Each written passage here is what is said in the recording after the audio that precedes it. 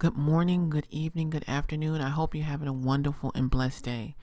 Today's topic is about, is it possible for people to be demonically influenced while talking to you over the telephone?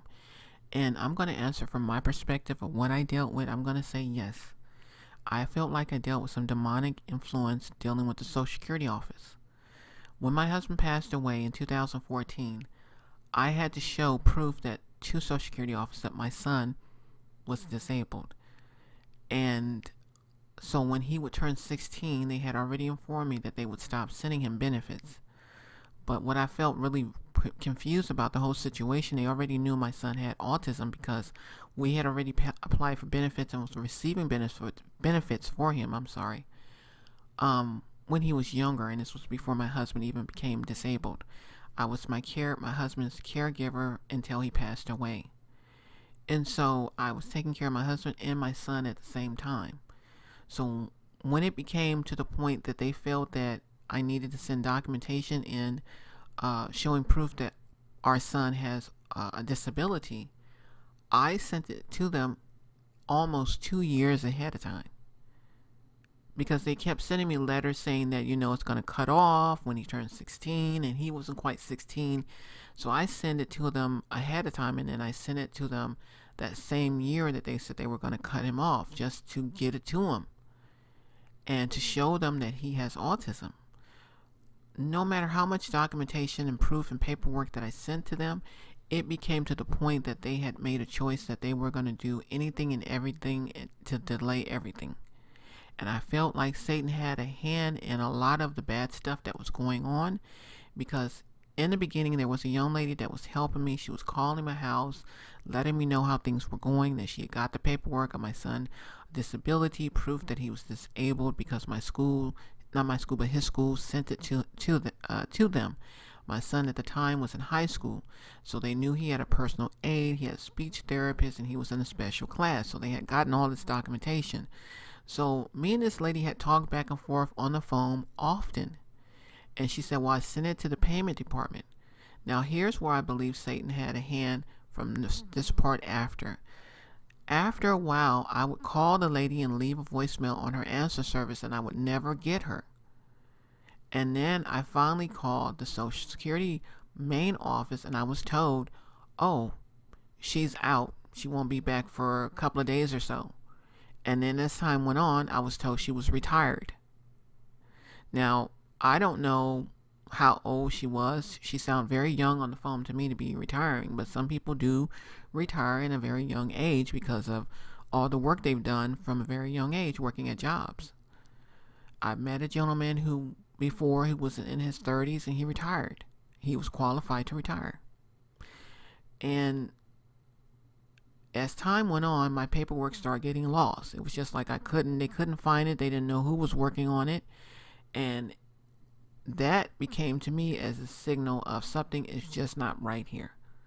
Satan has a hand in something, and he's trying to cause havoc and put a financial strain on me and my son. And the length of time it took them to even locate the paperwork took them about 2 weeks for them to locate it, and then they found it. So this lady started working on it, and she was working on the paperwork. She said, well, I see that it's gone to the payment department, and they have to make a decision on how much they're going to give him. And I didn't understand that, because he was already getting benefits before through his dad, and he was getting benefits before that for his disability. So I didn't understand, but I said, okay. And it kept prolonging longer and longer, and I didn't understand why they needed to take so long to do this. Now here's the other part of it where I believe demonic influence played a part in it. After a while, like I said, they couldn't find the paperwork. They finally found it. And I told this young lady I was talking to, I said, could you have your supervisor call me? Because I feel like I have been waiting for almost a year, and I'm getting financially strained. I'm going into a savings account that is meant for me and my son, just in case there's some kind of emergency going on. I got a call back from this lady exactly like 30 minutes before Social Security office was supposed to close. And it was like she did that on purpose. And when I talked to her on the phone, she wasn't pleasant. She wasn't nice.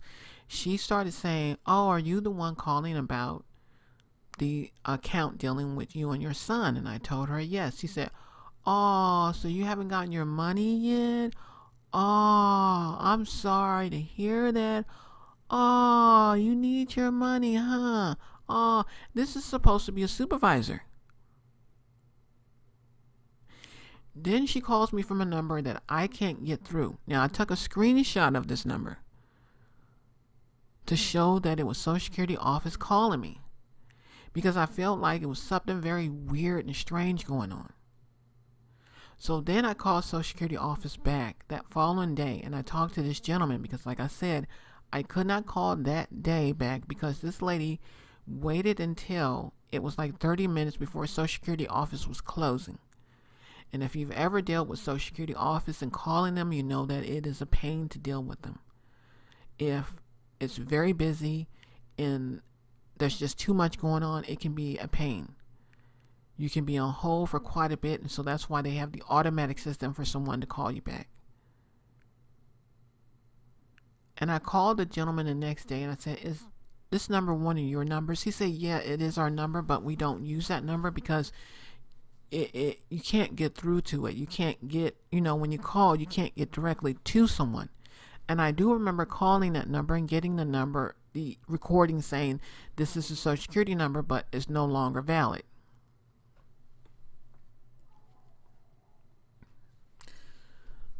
So the more I talked to him, I said, "Well, I'm trying to get help with this account." She called me and she said some things that was just very vulgar. I wrote her name down, and I felt like what she said to me was just not professional. After speaking to him, he was very nice. He helped me with the account. He submitted some paperwork in, and he saw that a lot of people had looked at the account. He said, "This account has had so many people looking at it, but nobody has actually submitted it."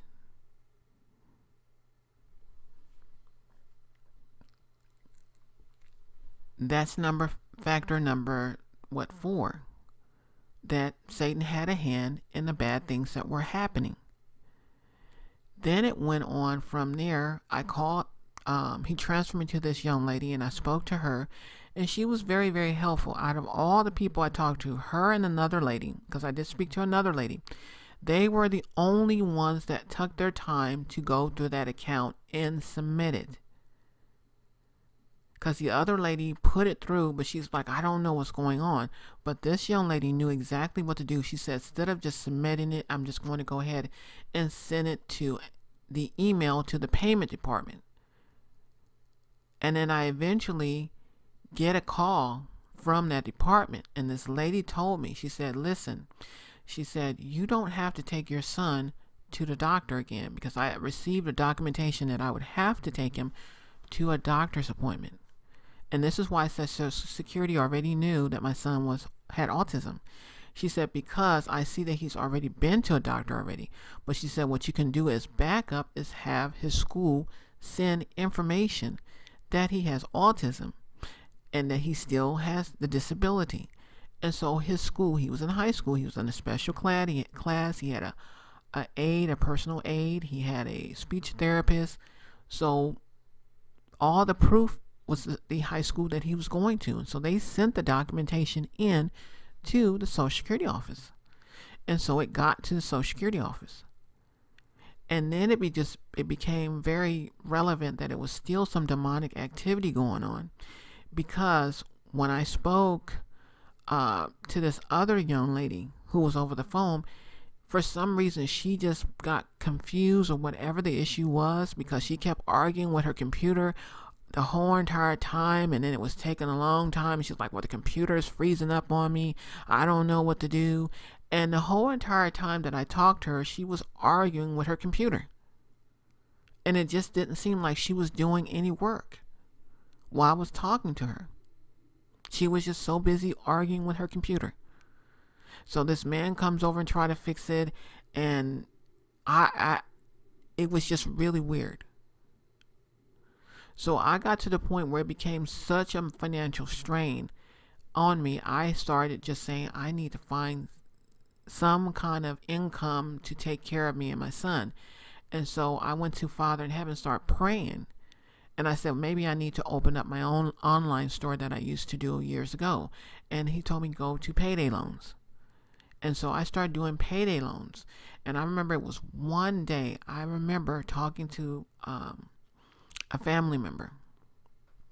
And this is why I say you also have to pay attention. Your family members can be demonically influenced as well. And this family member wasn't saying anything vulgar. And people don't know that they are being demonically influenced. You have to keep that in mind. But her reply to me was like she didn't care that I was broke. She didn't care that I didn't have enough money. And I was down to $2. That was the only money I had. My rent was paid, my gas. I was always making sure all those other things were paid. And I remember telling her that I may have to come to you to get food. And she was like, she didn't want to hear it. It was like she had changed, her attitude had changed, even though she was asking me to get her something. Now, here's why I say demonic influence play a part. And pay attention to these two things, because God takes care of all his children. My family member, they both turned their cell phones off on me for 2 days straight. 2 days straight. I couldn't get in contact with them. I couldn't even speak to them. They were not answering their phones or nothing. I remember sitting in front of the computer saying, Father in Heaven. I remember going in the room and talking to him, saying, Father in Heaven, I need some money. I need some income to feed my son. And I had did everything that I can think of to go into programs to fill out applications, meaning for kids with autism, parents who have kids with disability. Those were the programs I was going to online. And I was having like a financial major issue.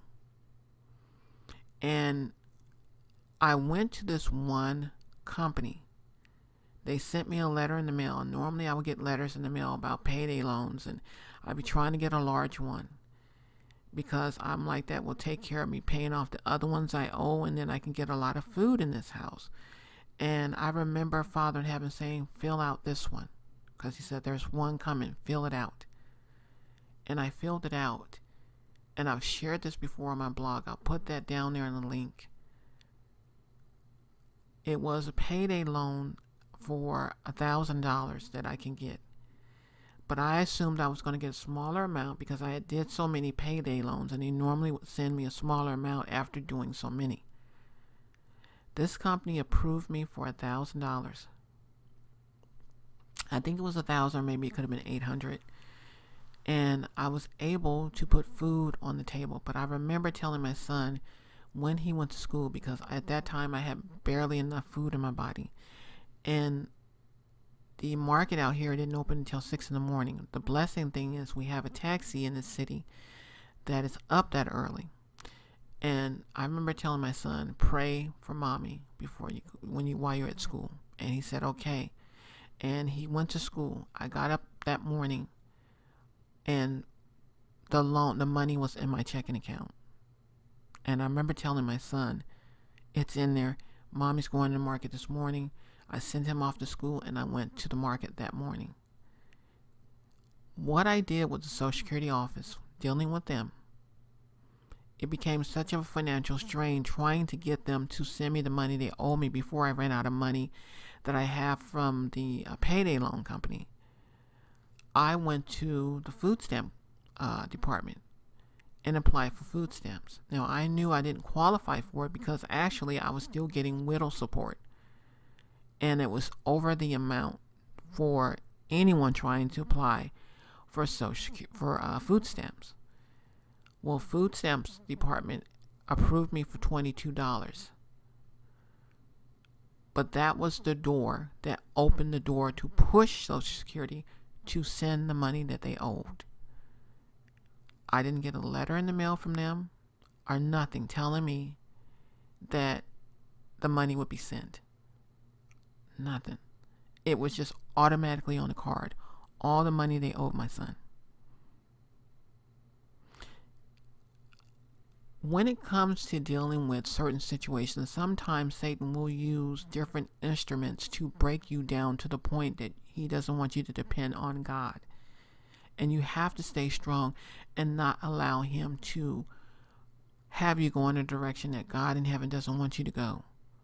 And when I dealt with that situation of dealing with issues with money, being very low and unable to pay certain bills and financial issues, God made it so I didn't have to worry about that. Even though I was doing payday loans, I was being taken care of, me and my son. So I wanted to share that with you because I felt it was really valid, because a lot of people go through things and they don't realize that demonic influence can affect you as well, dealing with certain businesses. You could be talking to someone over the phone and you can be wondering why you're having issues. It is because Satan has a hand in that, and he's trying to slow you down from doing the things that God have you to do. So I wanted to share this with you. I hope this helps someone. I always say that at the end, someone to understand how demonic influence work. It works in different ways, not only dealing with family members, but dealing with strangers you don't know. And I think I touched on this topic before, but I'm not really for sure. But I felt it was just very valid for me to share the story. I didn't share this story dealing with Social Security office, but I touched on people over the phone can be demonically influenced, and also people that come to your door. I've shared that about the 2 Jehovah's Witnesses that came to my door. Like I said, nothing against the religion of Jehovah's Witnesses. Some people can be demonically influenced in their behavior. So I hope you have a wonderful and blessed day, and I hope this topic helped you out so much. Bye-bye.